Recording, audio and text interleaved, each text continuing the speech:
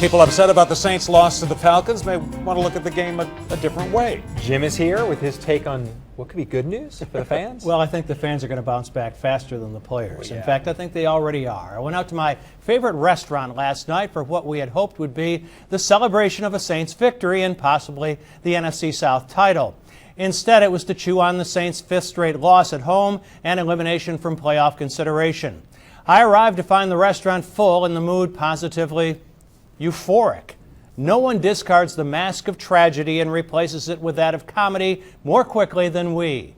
Forget about the Saints season. This is the holiday season, followed by the bowl season, to be followed by the Mardi Gras season.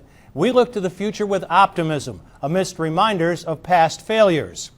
And that's an attitude Saints fans may have to adopt once again.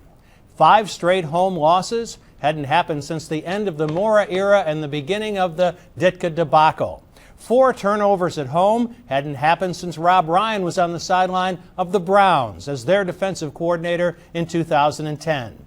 No forced turnovers defensively? Well, you don't have to go nearly as far back to reference that. The Saints forced 2 in their 5-game dome demise. No pass rush? Matt Ryan dropped back 42 times yesterday. He was touched twice and sacked not at all. He could have played in a crystal flak jacket. The snapshot that symbolized this season for me came in the course of a defensive end Osi Umenyora's 86-yard fumble return for a touchdown on the final play of the game.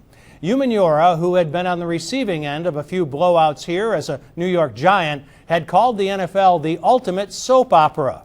As he trudged to the end zone, it might have been his personal episode of As the Worm Turns. As some of the Saints half-heartedly gave chase 50 yards behind him, it might have been the old and the breathless. No one predicted the Saints would have won just 7 games this season. 7 wins, and the right 7 would have won the NFC South. At Christmas time, we don't always get what we want. We don't always get what we deserved. We didn't get what we wanted out of a team that probably got what it deserved, but there's no returning it this season, even if we save the receipt.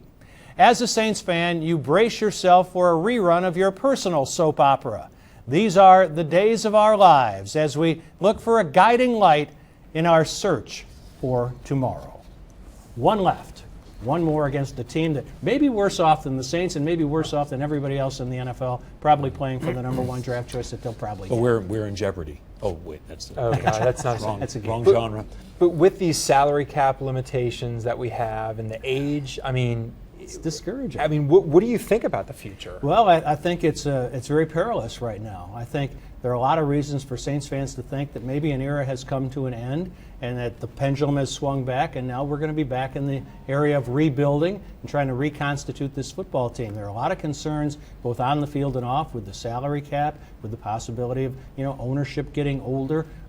There's a lot of uncertainty surrounding this team in many areas, and obviously a lot of areas on the roster that have to be renovated and rebuilt.